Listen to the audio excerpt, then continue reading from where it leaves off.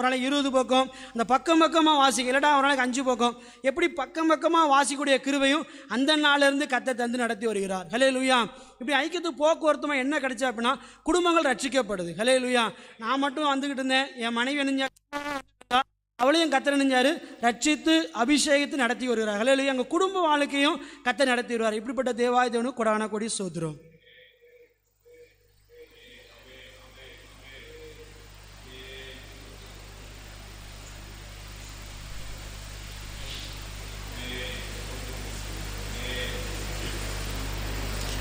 தேவனுடைய நாமம் மகிமைப்படுவதாக. நான் ஜெபைக்கியத்தை பற்றி ரொம்ப கேள்விப்பட்டிருக்கிறேனே தவிர, நான் எங்களுடைய வாகனத்தையெல்லாம் என்னுடைய சவலப்பாடி முத்துக்கனி அம்மநாடு எஸ்டேட்டுக்காங்களாம் கேட்பேன், கொடுப்பேனா. நான் ஒரு நாள் கூட அந்த முகாமில் கலந்துக்கணும்னு நினைக்கல. நான் பக்கத்தில் நடக்கிற பெரிய அதுகளில் போவேனே தவிர அப்படி முகாமில் கலந்ததே கிடையாது. அண்ணன் ஒரு முத்துக்கனி வீட்டில் நடந்த ஒரு ஜெப கூட்டத்துக்கு வந்தாங்க. வந்திருக்கும்போது என்னை பார்த்து பேசும்போது இந்த மாதிரி ஆண்கள் தியான முகாம் வாங்கன்னு என்னை அழைச்சாங்க. 2013 சரி கண்டிப்பாக போகணுன்னு சொல்லி 3 நாளும் கலந்துக்கணும்னு சொல்லி நானும் ஒரு 10 பேரை ரெடி பண்ணி ஒரு டாடா மேஜிக் வாகனத்தில் நாங்கள் கிளம்பி போகிறதான்னு முடிவு பண்ணியிருந்தோம். எதிர்பாராத சூழ்நிலையில் என்னுடைய சவலப்பாடி மகளுக்கு திருமணம் ஒழுங்காயிற்று. நான் எப்படி இல்லாமல் அந்த நிச்சயதார்த்தத்தை திங்கக்கிழமை வச்சா 3 நாள் கலந்துக்கலான்னு முயற்சி பண்ணி பார்த்தேன். என்னுடைய முயற்சி நடக்கலை. வெள்ளிக்கிழமை காலையில் இருக்கதாக இருந்ததுனால ஒரு நாள் மட்டுமே கலந்துக்கிடக்கூடிய சூழ்நிலையில் நான் வேம்பரளிக்கு போகிறேன். அப்போது சாயங்காலம் டீ பிரேக்கில் முடியவும் கிளம்பிடுவோன்னு சொல்லிட்டு அண்ணன்கிட்ட போய், அண்ணே டீ சாப்பிட்டு நாங்கள் கிளம்புறோம், நாளைக்கு இந்த மாதிரி ஃபங்க்ஷன் இருக்கலாண்ணே. அண்ணன் சொன்னாங்க, அண்ணே இன்றைக்கி நைட்டு 9 மணிக்கு புறட்டா போதும், 1 மணிக்குள்ளே போயிடுவீங்க, காலையில் 10 மணிக்கு மேலே தானே நிச்சயதார்த்தம், இதுக்கு நீங்கள் ஈவினிங்லேயே போனீங்க, இருந்துட்டு போங்கன்னு சொன்னாங்க. அவங்க சொன்னது ஒரு நன்மையான காரியமாக எனக்கு தெரிந்தது. ஏன்னு கேட்டால் நைட்டில் ஒவ்வொருடைய அறிமுகம், அதே மாதிரி சாட்சி வேலை, அப்படி ஒவ்வொருத்தராக வந்து சொல்லக்கூடிய யார் எங்கேருந்து வந்திருக்கோம், என்ன சூழ்நிலையில் வந்திருக்கிறோன்னு சொல்லக்கூடிய சூழ்நிலைகளும் சாட்சியும் சொல்லக்கூடிய வேளையில் நம்ம வெஸ்லி சார் ஊத்துமலையில் கனகராஜன் சொல்லி ஒரு வியாபாரம் பார்க்கக்கூடிய ஒரு நபரை கட்டாயப்படுத்தி அழைச்சிட்டு வந்திருக்கிறாங்க. அதுக்கு முந்தின முகாமில் அவர் 32 லட்சம் ரூபா கடனில் இருந்தவர், கொலைகாரணமாகி தற்கொலை பண்ணிக்கணும்னு சொல்லி இருந்த சூழ்நிலையில் இருந்தவர் அந்த முகாமில் கலந்து கொண்டு ஆண்டவரால் தொடப்பட்டு ரட்சிக்கப்பட்டு அந்த கடனிலிருந்து விடுதலை ஆகி அவருடைய சாட்சியை ஒரு மகத்துவமான சாட்சியாக சொன்னார். அதற்கு பிறகு நான் வந்து முன்னால் பேச வரும்போது, எங்களுடைய பள்ளியிலே நான் 10ஆம் வகுப்பு அரசு அனுமதியின்றி நடத்தி கொண்டிருந்தேன்.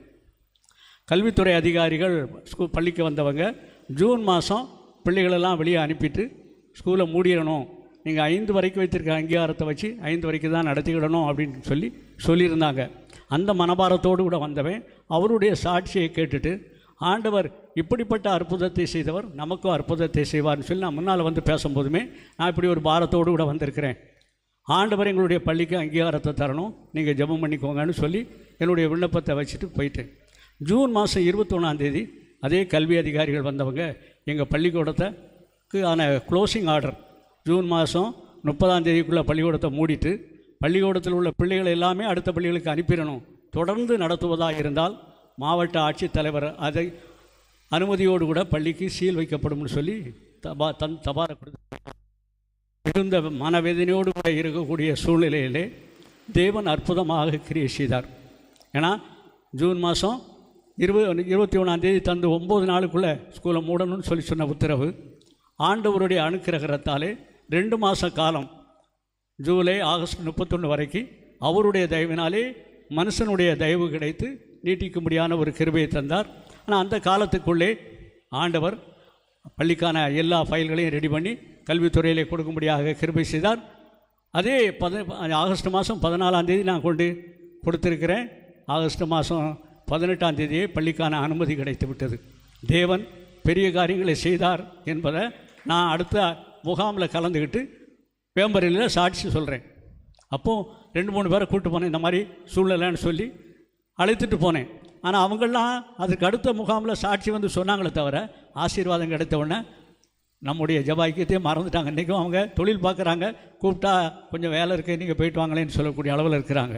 நான் எதுக்கு சொல்ல வரேன்னு சொன்னால், நம்ம பெற்றுக்கொண்ட ஆசீர்வாதத்தை அடுத்தவங்களுக்கு சொல்லி சாட்சியாக அடுத்தவங்களை அழைச்சிட்டு வரணும்.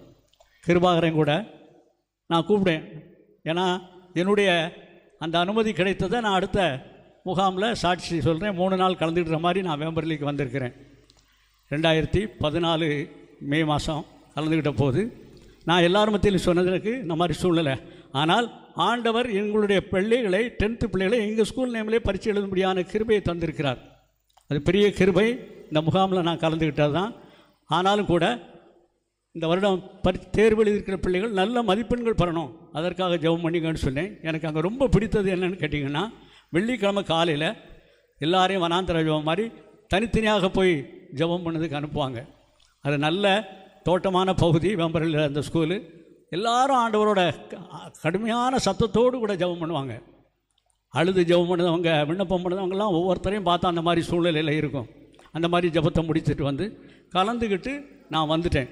ஆனால் மே மாதம் 28ஆம் தேதி தேர்வு முடிவுகள் வந்ததில் எங்கள் ஸ்கூலில் 500க்கு 496 மார்க்கு வாங்கியும் எங்கள் ஊர் ரெட்டியார்பட்டி ஊரில் உள்ள மக்கள் எல்லாம் பேசும்படியான ஒரு சூழ்நிலையை ஆண்டவர் தந்தார். ஏன்னா முதல் தேர்வு பள்ளி மூலமாக முதல் தேர்வு எழுதிய செற்று 500க்கு 496 மார்க்குனா எந்த அளவுக்கு அந்த பள்ளி நடத்தப்பட்டால் இப்படி இருக்குன்னு பேசக்கூடிய ஒரு வாய்ப்பை கொடுத்தார். நான் அடுத்த முகாமில் கிருபாகரனை கூப்பிட்டு வரணுன்ட்டு போகிறேன். வீட்டுக்கு போகிறேன். கிருபாகரன் ஆலன் பால் நடத்துகிற ஒரு மீட்டிங்க்கு ஆயத்தமாகி கொண்டு இருக்கிறாப்புல. நான் போய் சொன்னேன், அண்ணா அது அதான் ஒரு வாக்குத்தத்த வசனம் அவர் அனுப்புகிற பத்திரிக்கையில், அதனால் அங்கே போகணுன்னு சொல்லி ஆசைப்படுறேன். நான் இல்லைங்க வாமாப்பில் கண்டிப்பாக உனக்கு அற்புதம் நடக்கும்னு. இல்லை நீங்கள் போய்ட்டு வாங்க, அடுத்த தடவை நான் வரேன் அப்படின்ட்டாப்புல. சரின்னு சொல்லிவிட்டு நான் வந்துட்டேன். ஆனால் என்ன சூழ்நிலைன்னு சொன்னால், ஃபாரினுக்கு போக முடியாத சூழ்நிலை. அடுத்தாப்புல சரின்னு சொல்லிவிட்டு அங்கே போயிட்டு வந்த பிறகு அத்தான மாதிரி எனக்கு வர சொல்லியிருக்காங்கன்னாப்புல ரொம்ப சந்தோஷம் அப்படின்னு நினச்சிக்கிட்டேன். பாம்பே வரைக்கும் ஏர்போர்ட் வரைக்கும் போயிட்டு பயணம் பண்ணாமல் கிருபாகரன் திருப்பி வந்துட்டாப்புல. வீட்டில் படுத்த படுக்கையிலேருந்து இடமாமல் படுத்து கிடக்கிறாங்க. என்ன சூழ்நிலைன்னு கேட்டால், இவனை கிருபாகரன் சொல்லி அங்கே வந்தால் விசாவில் பிரபாகரன் பேர் இருக்குது, இவன் பேர் இல்லை. புறப்பட்டு போனதோடு சரி ஏர்போர்ட்டு வரைக்கும் போயிட்டு திரும்பி வந்துட்டாப்புல. அடுத்த முகாமுக்கு முதல் ஆளாகவே கிருபாகரன் புறப்பட்டு வந்தாச்சு. வேம்பரளிக்கு வந்தாப்புல அங்கேருந்து வந்த மறுநாளே வெளிநாட்டுக்கு போகக்கூடிய உத்தரவு கையில் கிடச்சி உத்தரவு போனாப்புல.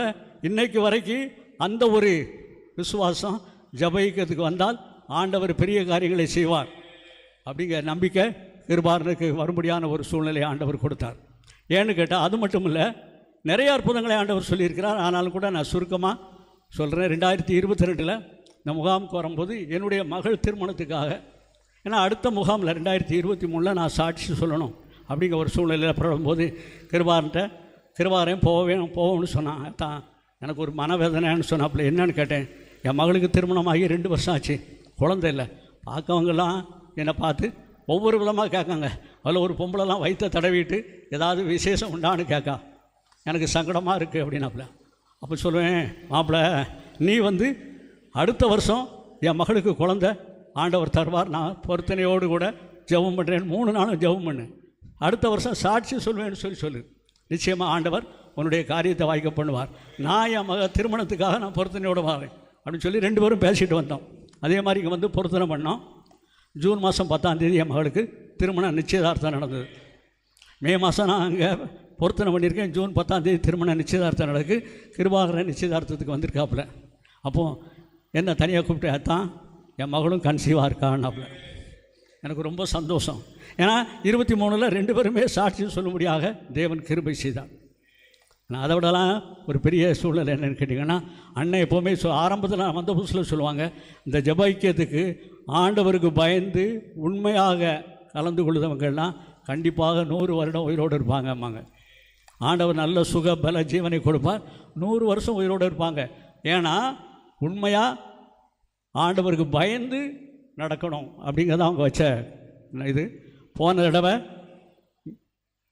மினி முகாமுக்கு வந்திருக்கும்போது அண்ணன் என் பக்கத்தில் சேரில் வந்திருந்தாங்க. எனக்கே ஒரு உடம்பெல்லாம் கஷ்டமாயிட்டு அண்ணனை பார்த்து வணக்கம் போட்டேன். அண்ணனுடைய பலவீனம் எனக்கு என்ன ஆண்டவரே, அண்ணன் தான் 100 வயசுன்னு சொன்னாங்க.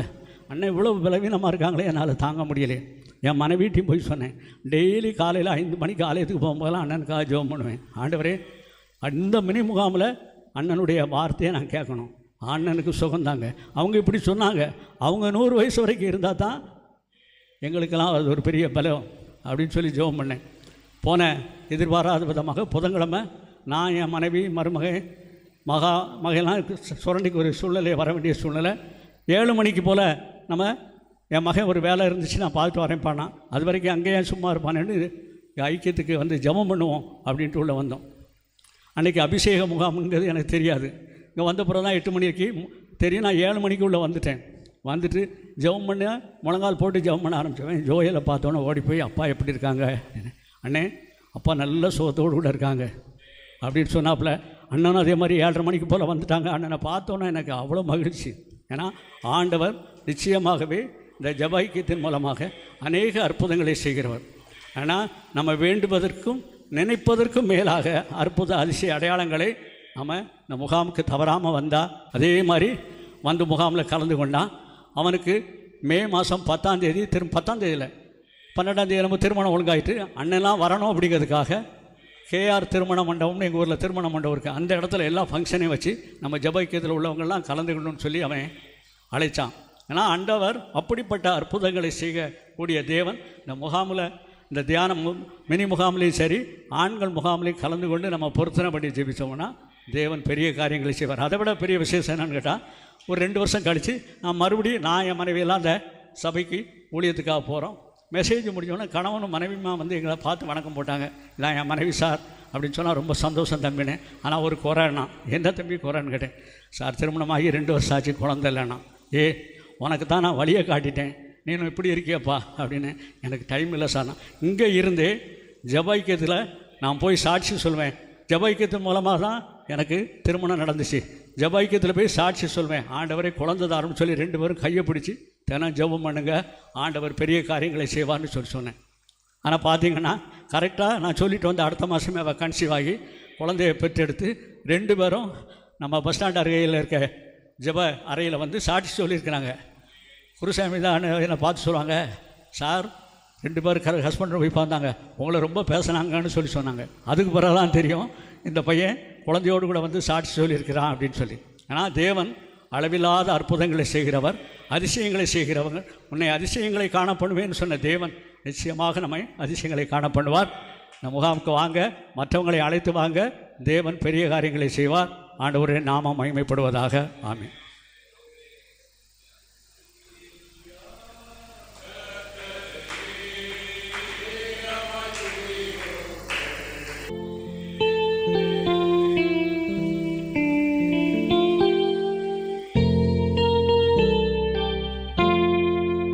கர்த்தருடைய நாமம் மகிமைப்படுவதாக. நான் 14வது தியான முகாமில் கலந்து கொண்டேன், அம்பநாடு எஸ்டேட்டில். அங்கே கொடுக்கப்பட்ட வார்த்தை ரட்சிப்பின் வார்த்தை. அல்லேலூயா. சுமுத்திரையான திராசில் நிறுத்துப்பார். அந்த 3 நாள் தியான முகாம் 4 நாள் நடந்துச்சு. 2 நாள் வார்த்தையெல்லாம் ஒன்றும் தெரியாது, ஒன்றும் கிடையாது. ஊமை அப்படியா காணப்பட்டேன். எந்த வசனத்தை கேட்கறது கிடையாது, ஜெபத்தை கேட்கறது கிடையாது, பாட்டை கேட்கறது கிடையாது, ஒன்றும் கிடையாது. எதுக்கு அல்லேலியா சொல்கிறாங்கன்னு சொல்லி ஏளனமாக பேசினேன். ஆனால் 3வது நாளில் சந்தியா வேளையில் சுமுத்திரையான திராசில் உன்னை நிறுத்துப்பாருன்னு சொல்லி அந்த வார்த்தை என்னை தொட்டது. ஒரு சகோதரர் ரப்பர் மரத்தில் முட்டி முட்டி ஜோம் பண்ணிகிட்டு இருந்தார். ஏன் இவர் இப்படி ஜோம் பண்ணணும் அப்படின்னு சொல்லி நான் அங்கலாயிட்டேன். அந்த வார்த்தை நமக்கு கிடைச்ச உடனே இயேசுவை நான் விசுவாசித்தேன். அந்த உடனே ஆண்டவர் ஆயுள்கால வாக்குத்தத்தமும் கொடுத்தாரு. நான் உன்னை விட்டு விலகுவதும் இல்லை, உன்னை கைவிடுவதில்லை என்று சொன்னார். இந்த சுமுத்திரையான திராசை, ஏன் திராசி சரி இல்லையா ஆண்டவரை, நான் வியாபாரம் செய்கிறேன் முக்காக்கிழவம் பாருங்க. அப்போ அந்த வசனம் என்னை தொட்டது. சுமுத்திரையான திராசில் உன்னை நிறுத்து பாருப்பா பாருங்க. அந்த உடனே அந்த தியான முகாமை முடித்து வந்து வீட்டுக்கு வந்து ஜெபம் பண்ணேன், ஒப்பு கொடுத்து ஜெபம் பண்ணேன். ஆண்டவரே, நான் இனி என்ன செய்ய மாட்டேன், முக்காக்கில் போட மாட்டேன், முழு எடையா போட்டு 10 கிராம் கூட போடுவேன் ஆண்டவரே சொல்லி ஜெபம் பண்ணேன். பாருங்க, அந்த வியாபாரத்துக்கும் இந்த வியாபாரத்துக்கும் பெரிய வித்தியாசத்தை கற்றுத்தேன். அந்த வியாபாரத்தில் வர வருமானம் ஆஸ்பத்திரி செலவு தான் போவோம். அந்த வருமானத்தில் வருகிற எல்லா வரவுகளும் ஒன்றுமில்லாமல் தான் போவோம். நல்ல வரவு வார மாதிரி தான் இருக்கும். ஆனால் கூட்டி கழித்து பார்க்கும்போது ஒன்றுமே இருக்காது. பாருங்க, ஒப்பு கொடுத்து ஜெபம் பண்ண பிறகு பெரிய ஆசீர்வாதத்தை கர்த்தர் கட்டளையிட்டார். இப்பொழுதும் ஜெபம் பண்ணுவேன். நான் உன்னை விட்டு விலகுவதும் இல்லை, உன்னை கைவிடுதல்னு சொல்லி ஜெபம் பண்ணுவேன். இப்பொழுது நான் ஜெபம் பண்ணுவேன். அந்த வசனம் சுமுத்திரையான திராசில் நிறுத்துப்பாருன்னு சொல்லி அந்த வசனமும் எனக்கு ஞாபகப்படுத்துச்சு. அந்த நாளில் ரட்சிப்பே கொடுத்தார். மே மாதம் 15ஆம் தேதி தான் எனக்கு ரட்சிக்கப்பட்ட நாள். மே மாதம் 15ஆம் தேதி தான் நான் பிறந்த நாள். மே மாதம் 15ஆம் தேதி தான் திருமண நாள். என் திருமண நாளில் நான் அங்கே இருந்தேன். அல்லேலூயா. பிறந்த நாள்லே அங்கே இருந்தேன். அல்லேலூயா. அது ஒரு பெரிய கொண்டாட்டம். அல்லேலூயா. தியான முகாமுக்கு போகும்போது ஒரு பெரிய கொண்டாட்டமாக இருக்கும். அந்த ரட்சிப்பின் நாள், அபிஷேகம் பெற்ற நாள் எங்கே தெரியுமா? அதே மாதத்தில் 3வது சனிக்கிழமை நம்ம சர்ச்சில் வச்சு அதாவது இரவில் 10 மணி முதல் 4 மணி வரைக்கும் என்ன ஜெபம் நடக்கும்? விழிப்பு ஜெபம் நடக்கும். இல்லையா? அந்த விழிப்பு ஜெபத்தில் சைக்கிளெல்லாம் வருவோம். அப்போ வண்டிலாம் ஒன்றும் கிடையாது, சைக்கிளில் வருவோம். இது வந்து அந்த விழிப்பு ஜெபத்தில் கலந்து கொண்டேன். அண்ணன் ஜெபம் பண்ணாங்க, அபிஷேகத்துக்காக ஜெபம் பண்ணாங்க. எல்லாரும் அபிஷேகம் பெறாமல் இந்த இடத்த விட்டு என்ன செய்யக்கூடாது, போகக்கூடாதுன்னு சொல்லி ஜெபம் பண்ணாங்க. அப்போ நான் எப்படி ஜெபம் பண்ணேன்?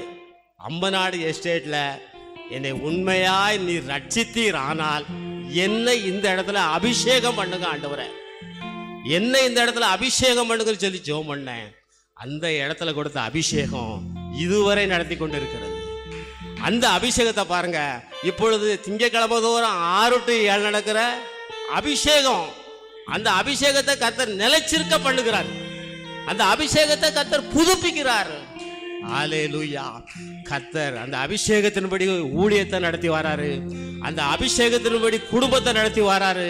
அந்த அபிஷேகத்தின்படி தொழிலை நடத்தி வராரு. அந்த அபிஷேகத்தின்படி எல்லா காரியங்களையும் சரியாய் நடத்தி வராரு. கர்த்தருடைய நாமம் மகிமைப்படுவதாக.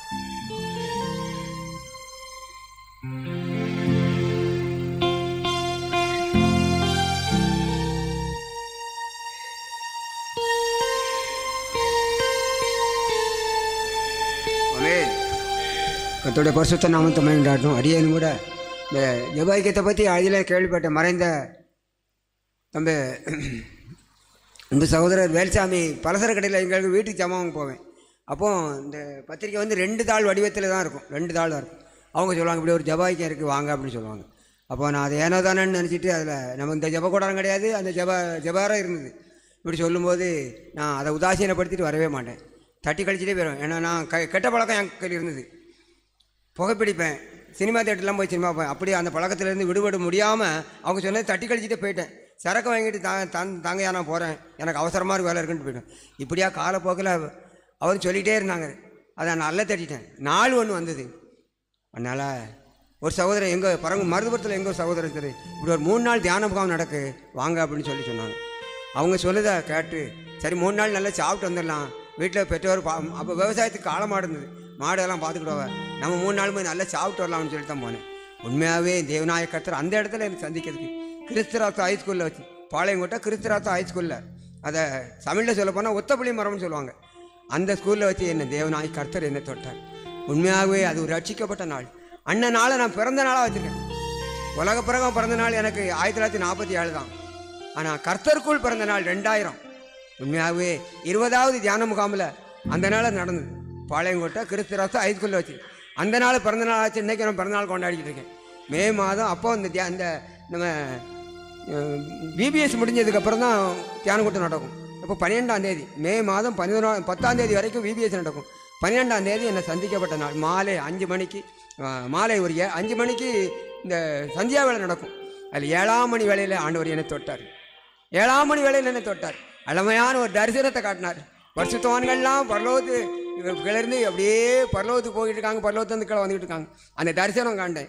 தரிசனத்தை கண்டு எல்லாரும் முடிச்சுக்கிட்டு இருக்காங்க, செபம் நடந்துக்கிட்டு இருக்கு. எனக்கு இந்த தரிசனம் சார் இருக்காங்க, ஒரு முக்கியமான பெரிய பெரிய குருவானவர்லாம் இருக்காங்க, அவங்களோடு சார் போகிறாங்க வராங்க, இந்த படியில் இறங்கி பாருங்க. அந்த நாட்கள் உண்மையாகவே அந்த அந்த அந்த நேரம் எனக்கு ஒரு உணர்ச்சி வசப்பட்டு என்ன நடக்கு, நம்ம எங்கே இருக்கோம் அப்படின்னு சொல்லி பார்க்கும்போது எனக்கே ஒரு பிரமிக்காத விஷயமா இருந்தது. அந்த நாளில் செய்தி கொடுத்தாங்க, நம்ம சுசி அண்ணன் கொடுத்தாங்க. அவள் இப்போ ஐக்கியத்துக்கு வரல, இருக்காங்க வெளியூர் நாட்டில் இருக்காங்க. சுசி அண்ணன் செய்தி கொடுத்தாங்க. அந்த செய்தியில் என்னை பார்த்து ஒரு விரல் நீட்டி சொன்னாங்க, மகனே உன் குடும்பத்தை நீ கட்டிலாம் நினச்சிக்கிட்டு இருக்கேன்னு. எனக்குள்ள ஒரு பெருமை, பொறாமை, வன்கண்ணு எல்லாம் அந்த இடத்துல சர்ப்பமாக விட்டுட்டேன். அப்படியே முழங்கால் படிட்டு வரிசைக்கு நின்னோம். வரிசைக்கு முழங்கால் போட்டு அவங்க மேடையிலேருந்து மாடை பக்கத்தில் வருஷப்பட்டு நின்னோம். அப்படியே வந்து தலையில் கை வச்சாங்க. சர்ப்பமாக விழுந்துட்டேங்களா. சகோதரனே உன் குடும்பத்தை நீ கட்டிடலான்னு நினச்சிக்கிட்டு இருக்கியோ? இல்லை ஆண்டவரே, இல்லை ஆண்டவரே, என் குடும்பத்தை என்ன கட்ட முடியாதுன்னு. நான் கொஞ்சம் கொஞ்சம் பணம் சேர்த்து வச்சு ஒரு வீடு கட்டிடலான்னு சொல்லி, உலகப்புறமான வீடு கட்டிடலான்னு சொல்லி ஆசைப்பட்டு இருந்தேன். ஆனால் அது அன்னைக்கு முற்றுப்புள்ளி வைக்கப்பட்டது கர்த்தருடைய பெரிதான கிருபையினால, அரக்கத்தினால. அதுக்கப்புறம் ஆண்டவரோட நல்ல ஒரு ஐக்கியத்தோட தொடர்பு, ஆண்டவரோட நல்ல ஒரு தொடர்பு. வேதம் வாசிக்கிறதுக்கும் இந்த தியானம் இந்த ஜெபங்களுக்கு வருவதற்கும் கிருபை தந்தார். உண்மையாகவே இந்த ஜெப கூட்டம் அப்போ இல்லை, ஆனாலும் கூட ஜெபாரைக்கு வந்து அடிக்கடி ஜெபம் பண்ணுவோம். தியான கூட்டமெல்லாம் வெளியிடங்கள்லாம் நடக்கும். அதுக்கப்புறம் அம்மநாட்டுக்கு போயிருக்கேன்.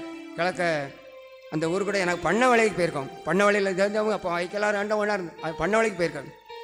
அம்மநாட்டுக்கு போயிருக்கோம். அங்கெல்லாம் சில குழப்பங்கள்லாம் வந்தது. ஆனால் தேவனாய் கர்த்தர் ஒருவராக இருந்தவங்க, கர்த்தர் பெரியவராக இருந்து பெரிய காரியங்களை செய்தவர். இதுவரை ஒரு தியானமுகம் இல்லை தரவிடலை.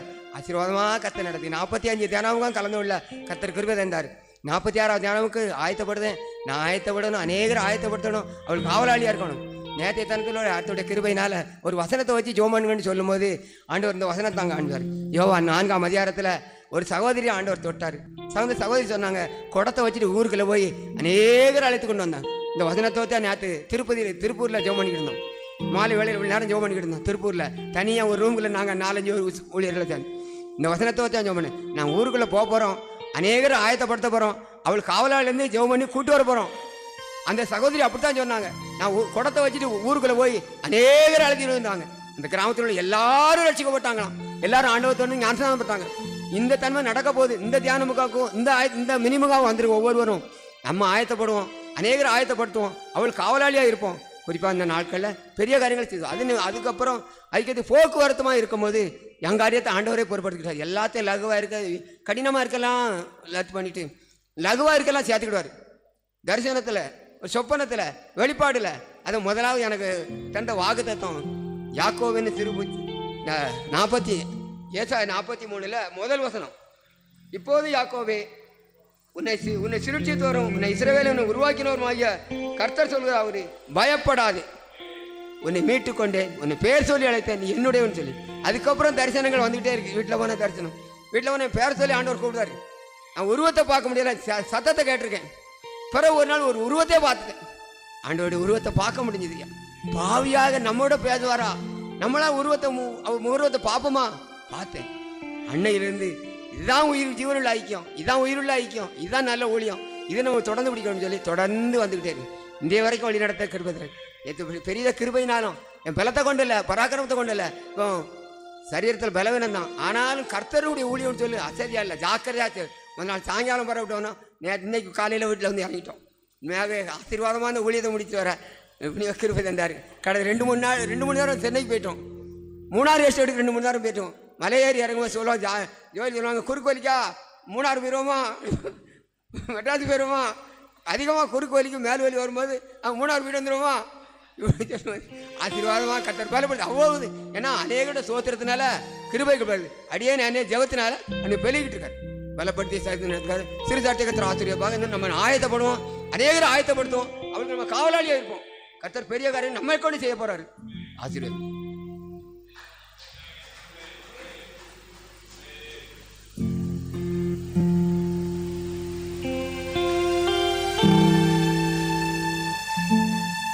கர்த்தருக்கு சோத்திரம். அடிமை சாட்சி நிறுத்தின தேவனுக்கு கோடாக்கோடி சோத்திரம்.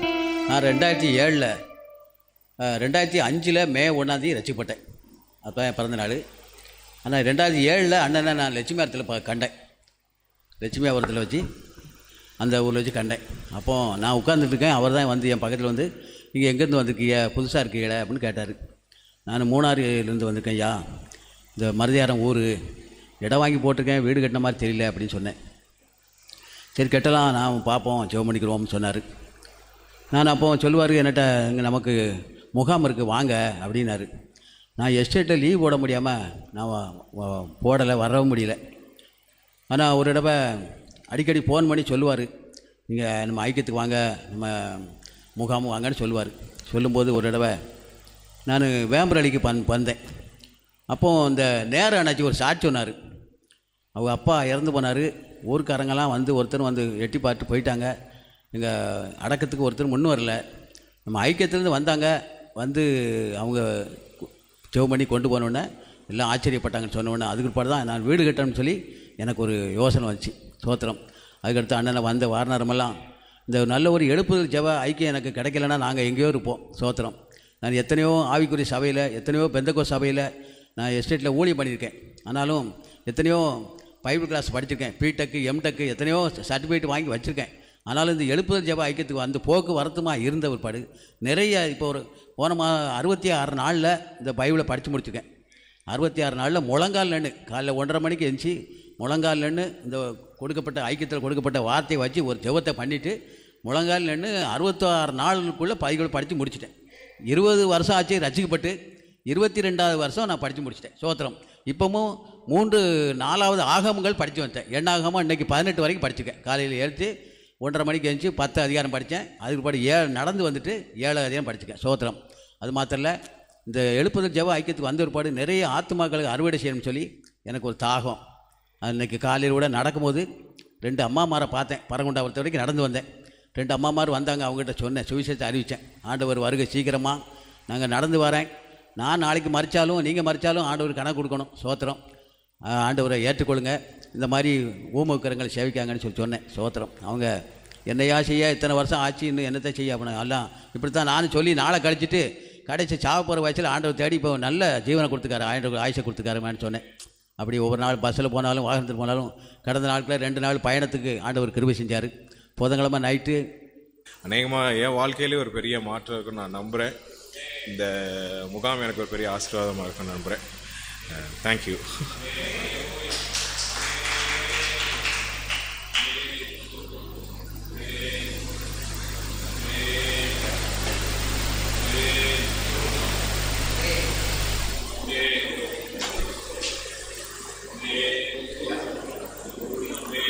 ஆண்டவருக்கு மகிமை உண்டாவதாக. இந்த நாளை நமக்கு ஒரு ஆசீர்வாதமான ஒரு நாளாக இத்தனை பேர் நம்ம பங்கெடுக்கவும், எந்த காரியம் எடுத்தாலும் அதில் கொஞ்சம் என்ன வரும், தடைகள் வரும். அந்த தடைகள் எப்படி வருது அப்படிங்கிறத நம்ம கண்டுபிடிச்சி அதுக்கு தகுந்தபடி நம்ம ஜெபம் பண்ண ஆரம்பிச்சிட்டோம்னா தடைகள்லாம் நிச்சயமாக மாறிடும். தடைகளை நீக்கி போடுகிறவர் முன்பாக நடந்து போகிறார். தடைகளை நீக்கி கடந்து போவார்கள். எந்த தடைகளை பற்றியும் நம்ம கலங்க வேண்டாம், கர்த்தர் மாற்றுவார். ஒரு தடையை பற்றி வாசிப்போம். 1 தெசலோனிக்கேயர் 2வது அதிகாரம் 18வது வசனம். 1 தெசலோனிக்கேயர் 2வது அதிகாரம் 18வது. ஆகையால் 2 தரம் மனதாக இருந்தோம்,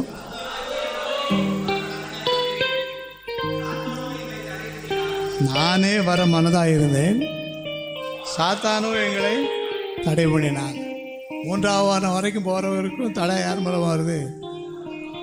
ஆனாலும் எப்படி வந்தாலும் எந்த ரூபத்தில் வந்தாலும் தடைகளை நீக்கி போடுகிறவர் நமக்கு முன்பாக போயிடும். தடைகளெல்லாம் நீக்குவார். ராஜா நம்முடைய முன்னணியிலே நடந்து செல்வார். இந்த விசுவாசத்தோடு, இந்த நம்பிக்கையோடு நம்முடைய காரியங்களெல்லாம் நடத்துவோம். கர்த்தர் ஆசீர்வதிப்பார். எல்லாரும் ஸ்தோத்திரம் பண்ணிடுவோமா? எல்லாரும் ஸ்தோத்திரம் பண்ணிடுவோம். ஹல்லேலூயா. எல்லாரும் கர்த்தருக்கு நன்றி சொல்லுவோம். ஆமென், ஆமென், ஆமென், ஆமென், ஆமென், ஆமென். எந்த தடைகள் வந்தாலும் தடைகளை நீக்கி போடுகிறவர் முன்பே செய்கிறார். ஆமென். இதுவரை நடத்தின ஆண்டவர் இன்னும் இருக்கிற தடைகளை எல்லாம் நீக்கி நம்முடைய குடும்பத்தையும் ஊழியத்தையும் பிள்ளைகளையும் விசேஷமாக வழி நடத்துவார். எல்லாரும் கரங்களை தட்டி கர்த்தருக்கு நன்றி சொல்லுவோம். ஆமென். அல்லேலூயா, அல்லேலூயா, அல்லேலூயா. தடைகளை நீக்குகிற ஆண்டவர்களை முன்பாக செலுக்கிறபடினால் என்ன தடை வந்தால் நீ பார்த்து கொள்வீர் ஆண்டவர். கலந்து கொண்ட எல்லாருக்காக ஸ்தோத்திரம். எல்லாருடைய சாட்சியுள்ள வார்த்தைக்காக ஸ்தோத்திரம். பிரயாணங்களுக்காக ஸ்தோத்திரம். எல்லாவற்றையும் நீ வாய்க்க செய்யும், வழி நடத்தும், பெரிய காரியங்களை செய். அல்லேலூயா. கர்த்தரையே ஏகமாய் துதியுங்கள், அவர் நடத்தும் செயல்களெல்லாம் பார்த்தோரை துதியுங்கள். வல்லமையாய் கிரியை செய்யும் அல்லோரை துதியுங்கள். எல்லோரையும் ஏற்றுக்கொள்ளும் இயேசுவை துதியுங்கள். ராஜாதி ராஜனா இயேசு ராஜன் பூமியில் ஆட்சி செய்வார். அல்லேலூயா, அல்லேலூயா. தேவனை துதியுங்கள். ராஜா அவர் முன்னணியிலே நடந்து போவார். அவர் நமக்கு முன்பாக சென்று கோணலானவைகளை எல்லாம் செவ்வையாக்கி இதை விட இன்னும் சிறப்பாக வழி நடத்துவார். அந்த தெய்வத்துக்கு எல்லாரும் நன்றி சொல்லிடுவோமா? நாங்கள் நன்றி சொல்லிட்டு போகிறோம். ஐயா, நீ நடத்துவேன். ஸ்தோத்திரம். முன்னணியிலே நடந்து போவேன். முன்னணியிலே நடந்து போயிட்டே இருப்பீர் ஆண்டவரே. ஸ்தோத்திரம். ஆமென். இயேசுவின் மூலம் ஜெபிக்கிறேன் பிதாவே. என் ஆத்மாவே கர்த்தரை ஸ்தோத்திரி, பரிசுத்த நாமத்தை ஸ்தோத்திரி. என் ஆத்மாவே கர்த்தரை ஸ்தோத்திரி, சகல உபகாரங்களையும் மறவாதே. ஆமென், ஆமென், ஆமென். அல்லேலூயா. எல்லாருக்கும் மறுபடியும் ஸ்தோத்திரம். கர்த்தர் எல்லாரையும் ஆசீர்வதிப்பார். கர்த்தர் அவருடைய முன்னணியிலே போவார். டீ இருக்குது, டீ சாப்பிட்டு போங்க. முகாமுக்கு எல்லோரும் வாங்க.